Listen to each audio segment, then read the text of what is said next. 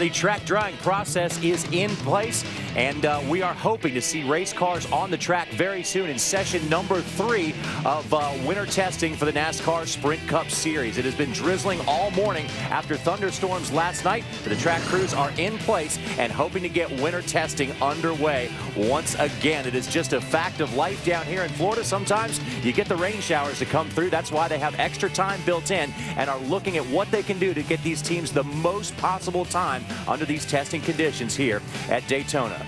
Hello, everybody. I'm John Roberts. Glad you could be with us. Hope you've been enjoying the Speed.com coverage of testing so far these past couple of days. Want to introduce my good friend Jeff Hammond, and joining us now is track president Joey Chitwood. And Joey, you know, it's again, like we said, fact of life here in Florida. Sometimes it rains. Well, you know, not only do the drivers have to test the track, we've got to test how quickly we can dry it with our jet dryers. So I feel like this is February of last year, cold and rainy, but you know, the forecast looks pretty good the rest of the afternoon. Looks great tomorrow. So we're going to keep out there, get it dry, and we'll see if we can get some cars on track a little bit later. Not like last year. I mean, come on now. We had a big hole over in the corner. You did all this great work to get this thing fixed, and, you know, it's looking beautiful. It's great out there, and I'll tell you this. You know, I very rarely, you see everybody, all these professional teams make guarantees about certain things. I will make one guarantee for the upcoming speed weeks. All right, I'm going to write it down. There will not be a pothole. Other than that, I can't make any other. Look, after the $20 million repaving project, if there is a pothole, I'll probably have the shortest span as president of Daytona International Speedway. But we're really excited. The drivers have been great. It's grippy, it's smooth, it's fast. Had a good talk with Kyle Busch this morning. He said we need to look at something in the turn 3 in the apron area, just a little something. But good comments. We appreciate that. You know, a lot of folks have put a lot of time and effort into this thing, a lot of sleepless nights, and we're just so pleased that the reaction's been so positive. Joey, what is the plan for today if we can't get on the track anytime soon? Would you go into the night, or do you just plan on using the rain-out session, or what is the plan for the lost time? You know, at this point, if tomorrow's as good a forecast in terms of getting the full day in, I'm not sure if we would go into the night tonight. We do have a bunch of fan fest activities, some driver sessions that we have planned, but Mike Hilton and I spoke this morning about it. You know, hopefully Sunday is not an option because we want to get tomorrow in, but we'll stay. If we have to turn on lights, begrudgingly we would do it. We just want to make sure that we're going to get some good test times out there, get everybody running pretty good. Now, you mentioned the apron and the way the lines and some of the transition. I've heard, you know, really good things about it. And they said that, you know, it is a little bit iffy because the way feel like the yellow lines may be a little bit lower than what they were a year ago. Well, what about no lines on the racetrack? A lot of the drivers are saying, hey, how about putting some lines on the racetrack? I mean, what's the position there? We are going to put some lines on the racetrack, you know, that dashed stripe line in the groove. We haven't had a chance to get it in yet. You know, after the tire test, we came back and redid the yellow lines, made sure they were a little bit bigger and brighter, and I think the drivers really appreciate that because we didn't have those lines down for the tire test. So the next thing, I actually have a meeting later this afternoon to talk about the striping in the racing groove. We're looking at how far it should be off the safer barrier. I think last year it was give or take 10 feet off the safer barrier. We're looking at 10 to 12 feet, and so we will add that in 1 and 2, 3 and 4, and part of the tri-oval. Hey, Joey, Mike Helton said it just a moment ago on Speed.com. He said that he's been in this business for 30-plus years, but he still gets excited for Speed Weeks. And I imagine you guys down here to show off this beautiful paving job. It kicks off with Rolex 24, which is on speed, by the way, very soon. With this thing is getting underway here. If you can't get excited about the starting of the season, then you've got to pick a different sport. Now, think about Daytona and what Daytona means. From running on the beaches to running on the high banks, I still get excited to think that Mr. France in 1958 said, let's build a 2.5-mile super speedway of 31-degree banking. This is 1958. Are you kidding me? Yeah. And look what it's become. You know, you think about the legends that have raced here and what it takes to win the Daytona 500, let alone all of the other events. I'm excited because I'm in Daytona. We've got a great new facelift on this wonderful property. You think about 58, 78, and now 2010 in terms of the new asphalt.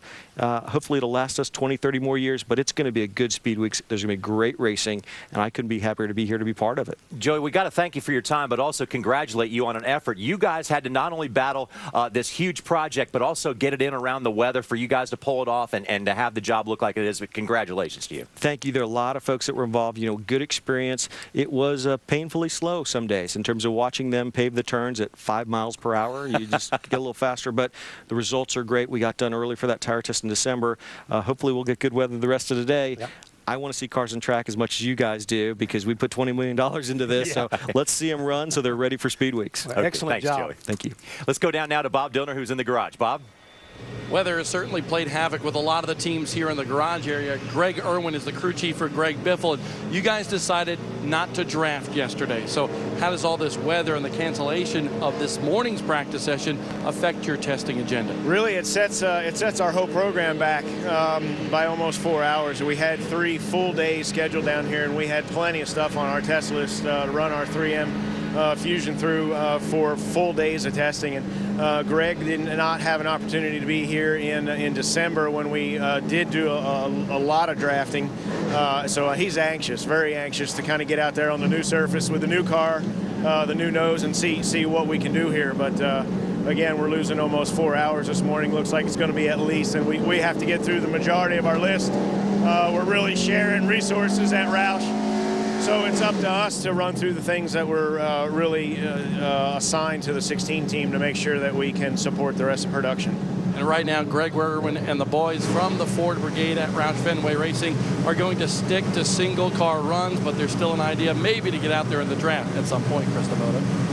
Thanks, Bob. Down here with Alan Gustafson, crew chief for the 24. And Alan, listening to track president Joey Chitwood talk about the schedule, how will it affect what you guys do? This is scheduled for a 4-hour practice. If it's a 3 or 2 hour practice, what do you do?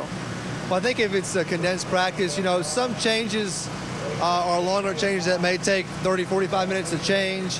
Then you've got to run them, kind of re-baseline, get all your components up to temperature. And a lot of times we like to go back to the original and verify the gain, if it was a gain or wasn't a gain. So got to stay away from stuff like that. Just try to get stuff that you can change quickly knocked out. In our position, we're going to stay in single car. We plan on drafting this afternoon, but with losing this morning, we've got some single car run stuff we got to get out of the way to get us in better position to draft for tomorrow. So just condensing a little bit and maximizing our time, but still on the track's good. So hour, 2, 30 minutes, whatever it takes. All right, thanks, Alan. Let's go back upstairs to Johnny. So they had planned a draft. They won't do it. Single car runs if and when. We're going to say when we get out there. Yeah, Krista, thanks a lot. Track president Joey Chitwood just told us a moment ago he hopes we might get cars on the racetrack at 2:30, 3 o'clock roughly this afternoon and get in as much time as they possibly can. As the wind is picking up a little bit, we hope that helps us dry the track here. We'll be back with much more from winter testing in a moment.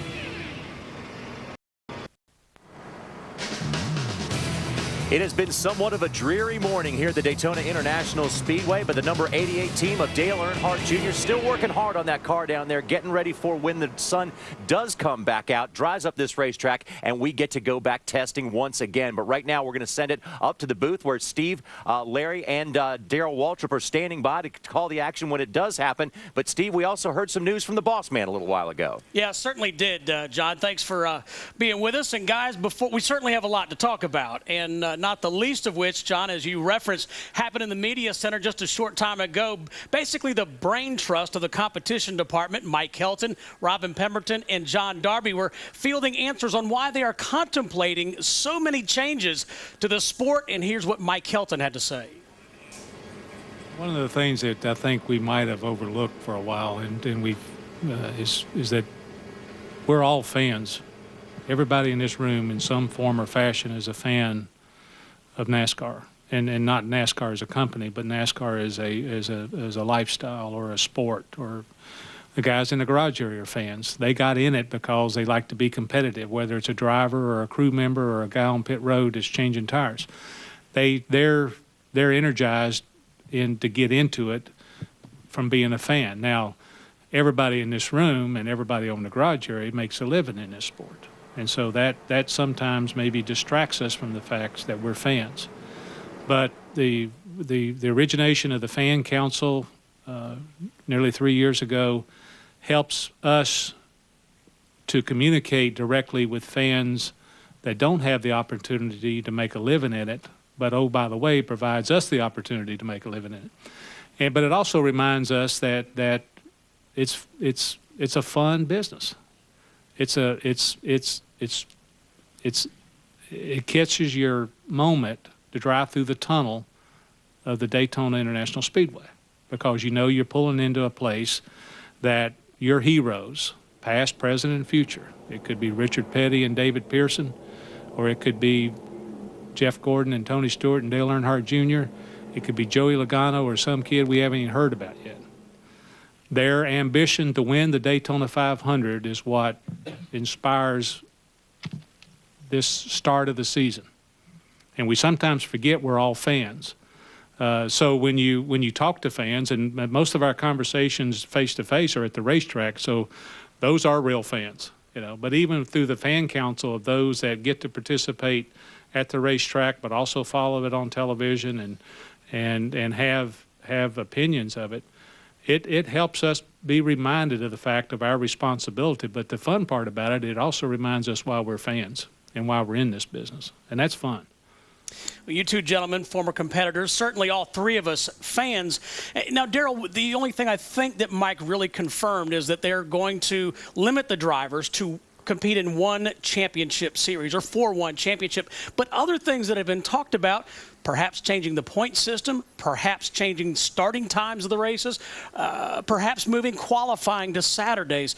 Why do you think ultimately that Mike and the competition, and certainly Brian France as well, are having these conversations? Well, Steve, I think there's an awareness that they've never had before. The internet, social media is certainly, I think, something that they have bought into. All of us have. Just like yesterday, we talked about Twitter all day long because we were getting questions from people that were actually watching and people that were interested in what we were doing, what we were saying.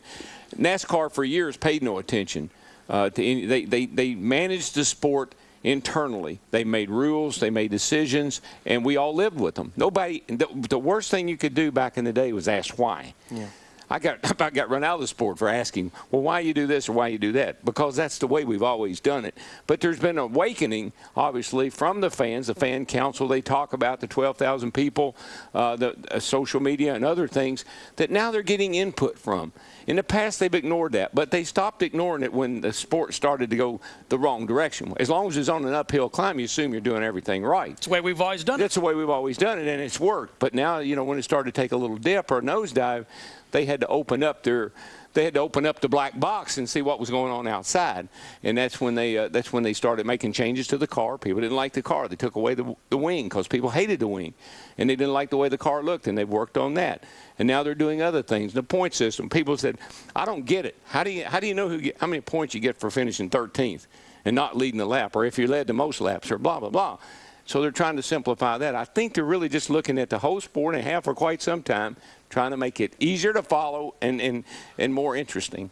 Well, I think the biggest thing is they will give us the why today. As you said back in the day, they would tell you like your parents would tell you, well, just because we said so. Right. But they will give you the why. And I think the thing that I've realized the most after being a broadcaster now for over 10 years is that NASCAR truly, they do not make knee-jerk decisions and reactions. It may come across, like Mike Hilton said, that they made this decision yesterday and now it's been announced today. But I don't care if it's the car, if it's the point system, it's driver running for one championship, no matter what it is, NASCAR has looked at it and reviewed it for months, maybe even more than a full season. And they're not afraid to admit that we maybe went the wrong direction. The boys have at it is a prime example. They had everyone a few years ago absolutely in handcuffs. And when I knew we had totally peaked out was at Bristol when Jeff Gordon just pushed Matt Kenseth and they fined him $10,000. We knew we were in the wrong direction. NASCAR realized it, and now today it's boys have at it. You look at fuel injection. They talked about going to fuel injection a year and a half ago. Why are we not there? They want to make double sure, triple sure that it doesn't affect the competition, it doesn't send the cost out of control, and that they can keep their arms around it. That's the reason we're still not there, and we will not be there until John Darby, Robin Pemberton, Mike Hilton, everyone feels comfortable that we know we're where we need to be with it, and then we can go with it. And Darrell, to your point, the fans now have a direct link, a strong voice to NASCAR. Well, they really do, and the other thing is they now have an open door policy. You used to have to go in the red truck, and unless you were being called there on purpose. But if you wanted to go in, you had to knock, and, well, we're busy. Can you come back later? But now that door stands open all the time, and Mike or John or Robin or someone is there. They listen to your complaints. They listen to what you have to say, and they respond. It's not so much. I'm not saying it's 100%, but it's not so much a, yeah, well, we'll get back to you on that, or, yeah, well, we'll think about that. They actually take your whatever you're suggesting and take it seriously. Even true with the broadcast teams. I have never been to that trailer since I've been doing the NASCAR on Fox on Speed that I went in there for an explanation that they did not give me one. They talked also today about meeting with their stakeholders, the owners, the drivers. They're getting input from them as well. Well, we'll come back. We actually heard a rumor that race cars may be lining up here at the Daytona International Speedway, and there are drivers getting into the race cars. Stay with us here on Speed from the Daytona International Speedway. Certainly keep you updated on what's going on as far as practice here in Sprint Cup winter testing. Welcome back to Daytona International Speedway, everyone, and NASCAR Sprint Cup winter testing. After a long delay this morning on somewhat of a dreary day down here in Daytona, we have race cars on the track. In day number 2, Jeff Hammond, that is music to our ears to hear the engines out there. And it's funny, when you look out at this racetrack, what might have confused some people, it's so dark. The asphalt is so new that it looked wet. It looked like it was still wet, but it's great to see a car out there because these guys have put so much, invested so much time and effort into coming down here to test. Yeah, I think that's what had everybody all confused. When you started looking, you see a few places a little bit lighter gray, but the rest of the racetrack is so black and so shiny that all of a sudden you think, well, hey, it's still wet, we can't go, but this is a brand new surface, and it is dry enough, and it's good to see the number 6 car rolling off right now. David Reagan getting ready to put a lap down here. Let's go down now to Bob Dillner, who's standing by with one of the fastest guys in testing so far. That's right. Clint Boyer yesterday, second quickest among the cars that did single car runs. So Clint Boyer liking his race car a lot. But the one thing I'm noticing here as we're standing here and you're about to get in your car, it's pretty windy. How are those wind conditions going to affect things? Yeah, I think that's going to, it's hard when they gust. It's really hard to kind of compare apples to apples and make sure that it was a gain or a loss. But that's what we're here for. You got a list of probably 20, 25 things. You go down through it methodically, and you try to figure out what was gains and what was losses and put your best package together. Now that this place is repaved like this, it's just the fastest car you can possibly build and bring to Daytona is going to be your best piece. The handling is out the window like in the old days. Now you just got to make her as fast as possible. All right, Clint Boyer about to get in his number 33 car down here in the garage area, and they are still debating about whether or not to draft guys. The word is the RCR guys do want to get in a draft formation with their 3 cars, but their 3 cars only. Bob, thanks a lot. A little wind blowing today as well, and that might have helped a little bit with the track drive. It may help drive the track, but that is not a little wind blowing. That's a pretty strong wind right there. And that, again, it can affect the car. A lot of the guys were working on their cals yesterday and how the car was coming up to speed. So this will be something that can affect them. But it's also a good, part to learn. All of a sudden you understand that when the wind's blowing like this is what you can expect when you get back down here in February. To draft or not to draft? That is the question. We'll send it upstairs high atop of the Daytona International Speedway. And Steve Burns. Steve? And, John, let's go ahead and ask DW and Larry Mack that very question. What do you do, DW? Well, first of all, I was the old technique of how we knew the track was dry. They were talking about we could tell it was dry or not. Elmo Langley would get a driver or two, and they'd get in the car, and they'd go down in the first turn. They'd get a Kleenex out. And they'd take that Kleenex and they'd lay it down on the racetrack and press on it and see if it got wet or not. Then you knew the track was still wet. If it didn't, it was good to go. I didn't. Did you see anybody do that? I didn't see that, but I think this brand new surface, it's pretty obvious when it's wet or when it's dry. I know we talked about the wind, but quite honestly, with as much humidity as we have, which is about 80 to 85%, that wind I think is quite honestly what accelerated the drying of this racetrack. That and it's a strong headwind, which will hurt your speed down the back straightaway. Could help you a little bit down into turn 1, but normally that headwind down the back it does the most harm.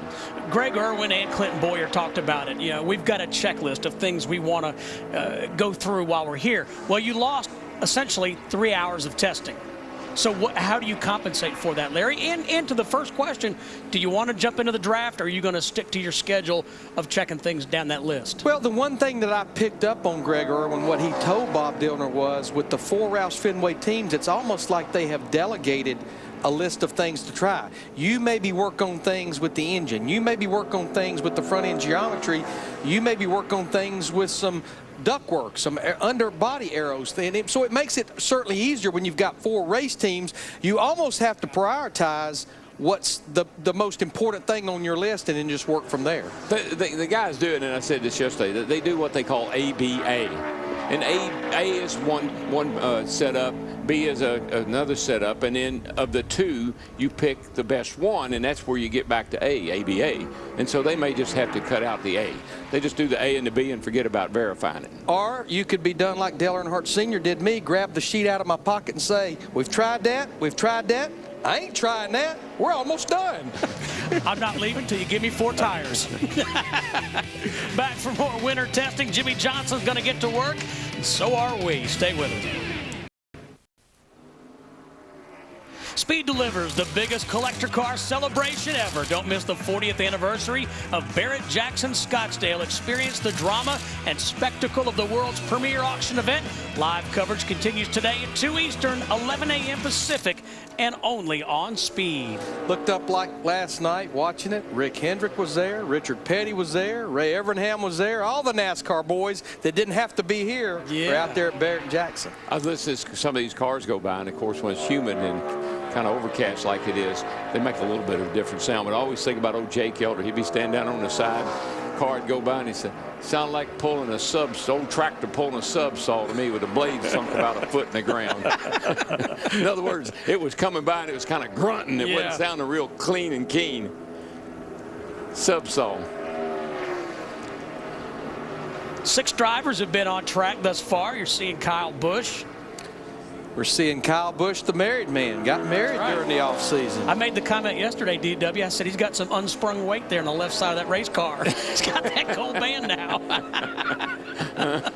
Well, he'll get lightened up in some other areas, so it'll balance out. Daryl, I just saw something with this 18 car that I did not see yesterday, but of course the sun was out yesterday. But when he ran the high line up in 1 and 2 that time, let's see if it does it in 3 and 4. I definitely seeing it right there. So bottoming out. This was through 1 and 2, which tells me you see that car moving. That no question, this place is much smoother than it was, but it definitely still has some little dips and little bumps. It does, but Larry, it's pretty consistent. That normally you see one big burst of sparks out from under the car's weather, but that thing is kind of just chugging along there. But that's the harmonic kind of feel that some of them are talking about. That little porpoise that they're feeling in some areas of the racetrack. It's even doing it on the bottom. It looks like it's in the area maybe of the exhaust pipes. It could be that, or it could be the side skirt. Sometimes you'll put that side skirt right down against the racetrack when you're on a qualifying run. Fastest driver so far, Joey Logano. He's with Krista. Yeah, Steve, he's come in after that first run in this practice session. They're talking about, the guys upstairs, about the 18 bottoming out. You said on the radio the car is definitely hitting harder than it did yesterday. Why do you think that is? I don't know. Could be lower air pressures right now. We're just going out there. I don't know what it is, but they probably changed something I don't know about. They don't tell me about that stuff. But you also said it didn't really bother you, too. No, right now it doesn't. The single car runs right now. The car is kind of on a rail right now, so just trying to do whatever we can to find the most speed in the car. Handling is not a real big deal right now. So when we get out there in the draft with the Home Depot Toyota, I'm sure handling will come in a little bit, but right now it's not a huge deal. But it's a lot windier out there right now. That's one of the bigger things that I think we're going to start fighting. It's hard to find a consistent change when the wind's blowing harder one run than the next, and it's a lot windier today than it was yesterday. So that's why these guys get paid the big bucks to figure that out. I was just going to say, you said they don't tell you what changes they're making. So do you have any idea what exactly they're doing for your next run? I'm not sure. I ask them later. This stuff here is not much, like I said, handling-wise doesn't do much. So, if it's something I can feel in the race car, I tell them and try to talk about it. But right now, it's just they got a list of things they're going through, and they're just going to keep whipping them out as we keep going. The plan is to draft with your teammates then? Yeah, at some point. I know Zip, so I think he's got 2 or 3 more runs he wants to do as far as single car stuff, and I'm ready to draft. I'm ready to get some race cars out there. All right, thanks. He's on a need-to-know basis. It's the best car he's ever had at Daytona. Ever. This would be his 3rd Daytona 500. One thing that these crew chiefs will do, because the track is so smooth, or at least perceived to be so smooth, they're going to put as much rebound in the shock package as they possibly can to hold that car down as low as it possibly can. So sometimes you get real aggressive on that rebound. If there's any bump at all in the racetrack, it'll suck that thing right down and it'll bottom out a little bit. So that's one of those things we're probably working with right now. How much is too much, and find a happy medium there so that the car doesn't go around there dragging like the 18 was. But I think what was dragging on his, I don't think it was that big a deal. And that would be in the front shocks, because you've got what you've got in the rear. The springs in the shocks are all mandated by NASCAR. I know the 20 team, Greg Zippadelli and that crew chief, they want to do some drafting because they actually have a different engine combination they want to try, but only in a big pack. Marcus Ambrose on track. Kevin Harvick awaits his turn. Stay with us. You wanted some drafting. Here it is. You know, I love both these guys to death, but, you know, Brian Vickers hadn't been in the car in about a year now. A little rusty, maybe? Back there, I'm thinking, got a lot of making up to do. Dude, don't you think I ought to maybe warm up a little bit? But that was definitely two of the cars that we saw draft yesterday. We had 4 cars, the 2 Red Bull cars and the 2 Michael Waltrip cars that did a lot of drafting. But for the first time, we're seeing a couple of Hendrick cars there. Those 2 cars right there, Dale Earnhardt Jr., as well as Jimmy Johnson in that 48 car. You know, talking to some crew chiefs this morning, I got a little more information about this drafting and then the lack of drafting. One reason they're wanting to really draft like we're seeing them there, especially with teammates, is when you stay tucked up, like you see the 4 car behind Casey Kane right now in that 83 car, or like Jimmy Johnson behind Dale Earnhardt Jr., there's no airflow going through to the radiator. The temperature, the water temperature is going up. So what you're trying to figure out is how long you can run there. And then the guys are working with things like cal induction and the ductwork, that the plenum that sends the air to the radiator, to see what they can do to help that situation. But one reason that a lot of crew chiefs gave me that the reason they're not drafting, Darrell, they said the drafting that the 2 Red Bull cars did yesterday and the 2 Michael Waltrip racing cars, the front and rear bumpers were completely beat off of those race cars yesterday. I could see that from, we saw a shot, I think the 83 car one time. One thing I'm noticing about that 48 car versus the 88 car, Dale Jr. and Jimmy Johnson there, when the 88 goes into the corner, he gaps the 48 as if something, and you know, the 48 hadn't been that fast. Jimmy Johnson hadn't been that fast. It seems like, look at that little gap. He just kind of pulls away as if Jimmy's car is doing something corner entry that's really costing him a lot of speed. But you know what else it could be, Darrell, and you touch on this a lot. We talked about this is one reason it's so important to draft, is to work on the cal induction at the base of the windshield, that hole that sends air.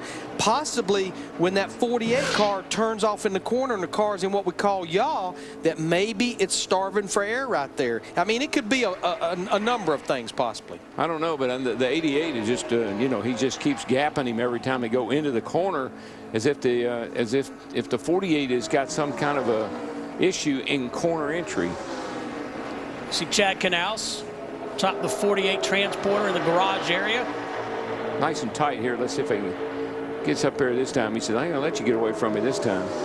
Larry, you mentioned yesterday too that the way these teams are forced to deal with these cars, this is the only car they're allowed to test. It's being treated like a race weekend. If you go back, and it's been 3 years since we did winter testing here, but for years when you came here to test during January testing, you could unload 2 cars. And normally it was maybe your Daytona 500 car and your Budweiser shootout car. These guys are only allowed to unload 1 car, and most of these cars are their Daytona 500 car, which is not that many weeks away. One gentleman yesterday was really concerned about why would they allow them to test. So there was a no testing policy. And I was trying to explain to him that, first of all, the new pavement, change to the car. You want to be sure you get the right tires and right air. And this is the Daytona 500. If this was during the season, we may not be able to have a test like this because they'd have a race to go to, or they'd open the track a day early. But here we're in preseason testing, and there's ever opportunity to come down here, try the cars, try the tires, check out the new surface, and be ready for the biggest race that we run. First time this place has been repaved since 1978. Yes, so for a 78 season or 79 season.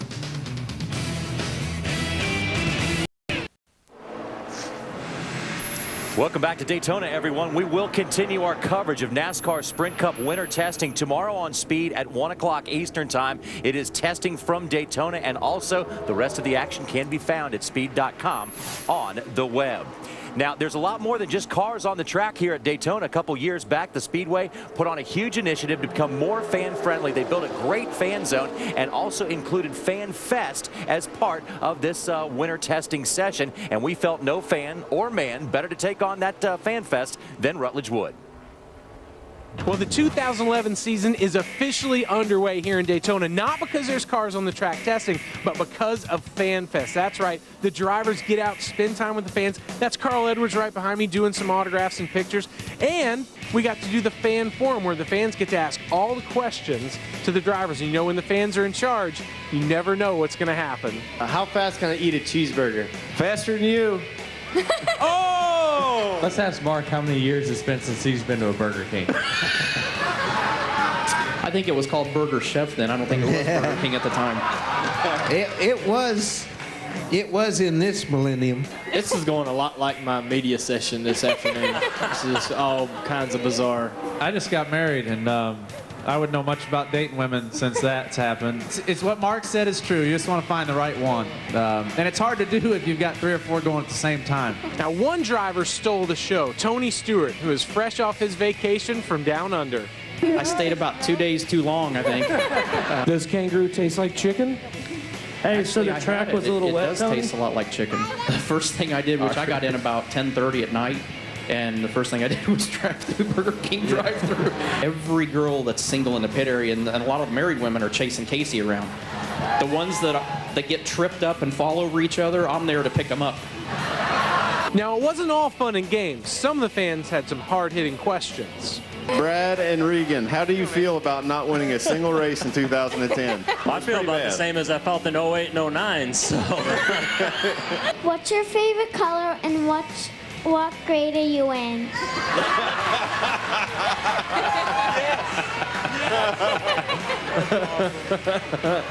I like orange, and I'm in the 8th grade. What grade are you in, Hammond? I don't know. I can't even tell, JR. Yeah, those 3 years of 9th grade didn't help me at all. We still got cars doing a little bit of drafting here on the racetrack. Tony Stewart is currently out there and in the draft, 3rd on the speed chart. You got to understand, I've been tuteled by Professor Waltrip all these years. So, I mean, you know, pretty much you pick it up and figure it out. Does he have accreditation? I don't think so. All right. Casey Kane is on top of the speed chart right now, followed by Dale Earnhardt Jr., Brian Vickers, Stewart, and Johnson. 22 cars have taken time so far, and we are now about 22 minutes into this session. Yeah, I'm really interested in kind of watching these guys, how they've been working this draft. I mean, the speeds dropped way off to begin with, and they kind of mixed it up a little bit. Now it's kind of climbed back up with Casey Kane, you know, running that 190-mile-hour lap there with the 88 in behind him. So it's really these guys, I think, you know, they're searching, and they're playing a pretty good game here, but it seems like you can give a guy, you know, you can drop way back and kind of, you know, come back on them. I think that's really important that you have a car that will draft back up. We see the, looks like the 83 car, Brian Vickers, and he's catching back up with this 4-car pack up in front of him quite quickly. So this is really good for what we're going to be looking for during February. I mean, this is what everybody wants to see. Can you imagine you get 43 of them out there playing the same game, as Kevin Harvick likes to say? And this is what NASCAR fans have been longing for all winter long, as they've been shut in by the snow all up and down the East Coast. Now we have cars on the track at Daytona and drafting as well. What's that, 2-car? No, 24. 24. He counts like Hammond. That's right.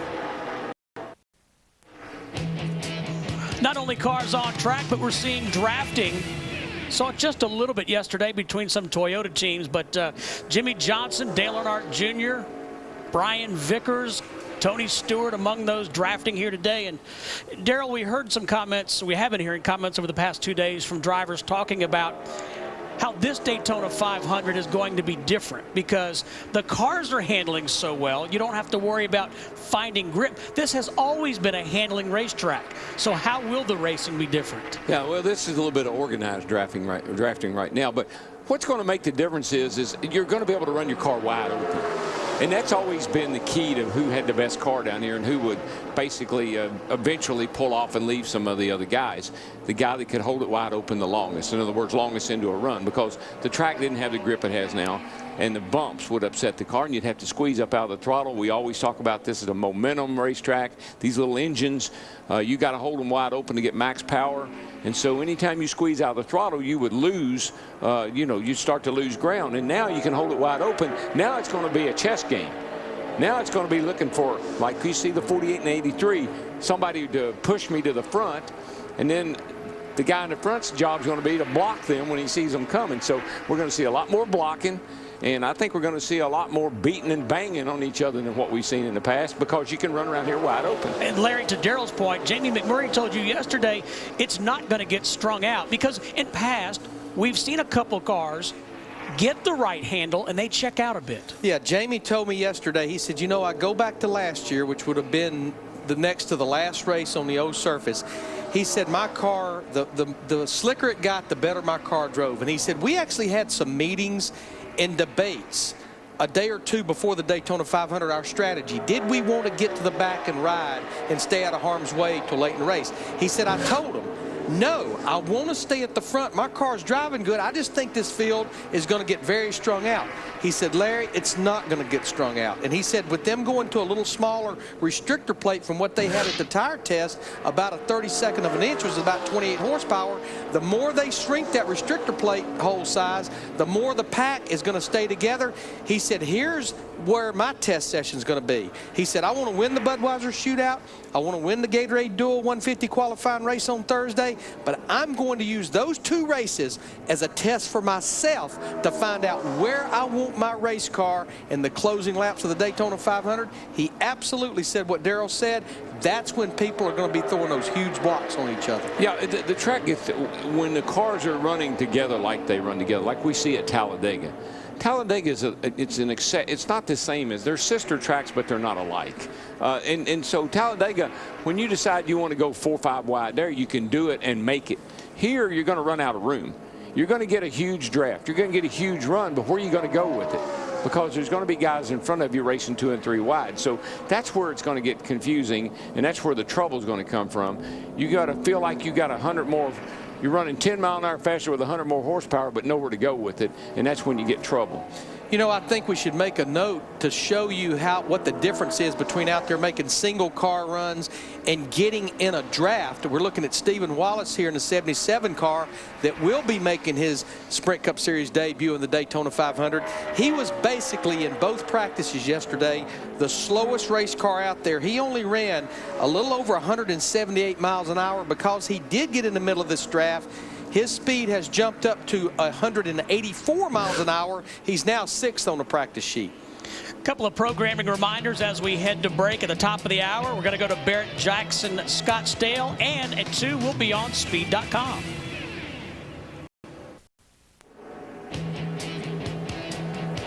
Cars got on the track about 1:20 this afternoon for the first time today. Jeff Burton in the Richard Childress Racing Caterpillar Chevrolet on track now. 27 drivers have been on track. Let's go to the garage, and we start with Bob. You guys mentioned just a short time ago when the MWR cars hooked up yesterday, a lot of bumps and scrapes to the back bumper and the front bumper of these cars. Well, that over there is the silver car of Brian Vickers, but check this out. This just shows how hard these guys are hitting each other in the draft. This is the back end of Casey Kane's number 4, and this is a clear coat that they put on the paint.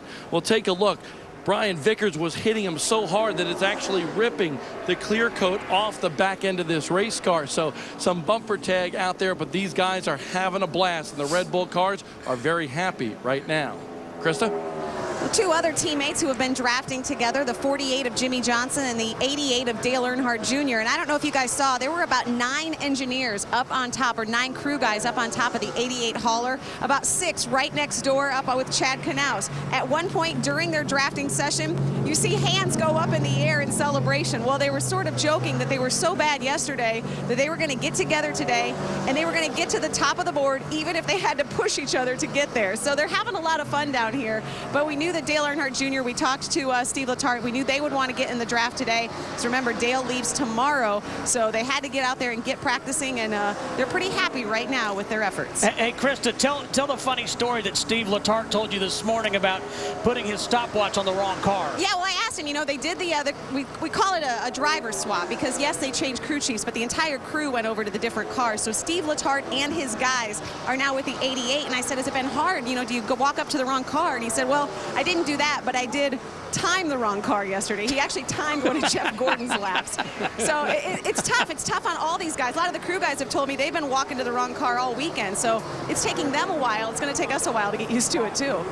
But you think about it, Steve Letarte has never worked on a race car other than the 24 car with Jeff Gordon. He was a tire specialist. He swept the floors at the 24 Right. He became the car chief, and a few years ago, the crew chief. Think about this. When Jimmy Johnson went to Hendrick Motorsports, what cars did he get? What cars did he inherit when he went to Hendrick Motorsports? The 24 cars. They were Jeff Gordon cars.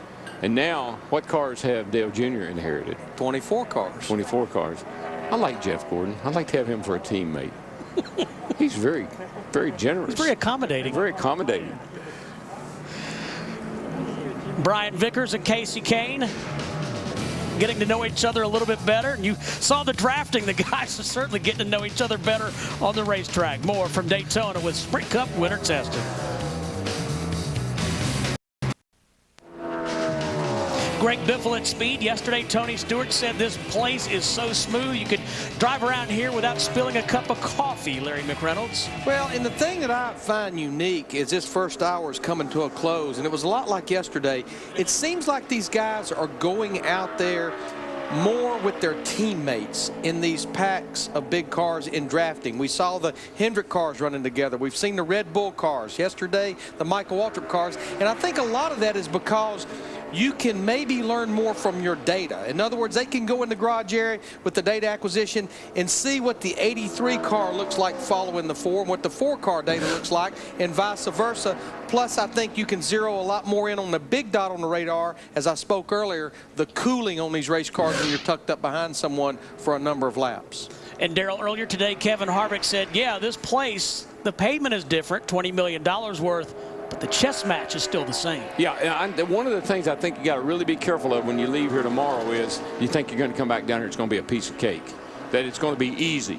Cars handling is not a factor. All you got to do is have a fast car, and it's just going to be real easy to win this race. The fastest cars never do win this race. It's the guys that find themselves in the right place at the right time. So he's exactly right. What you better be working on is what we see these guys working on, somebody that you can dance with. 2 cars are still going to be the way to go when it comes to the end of the race if they have somewhere to go. Well, we prefer to do our dancing with John Roberts and Jeff Hammond.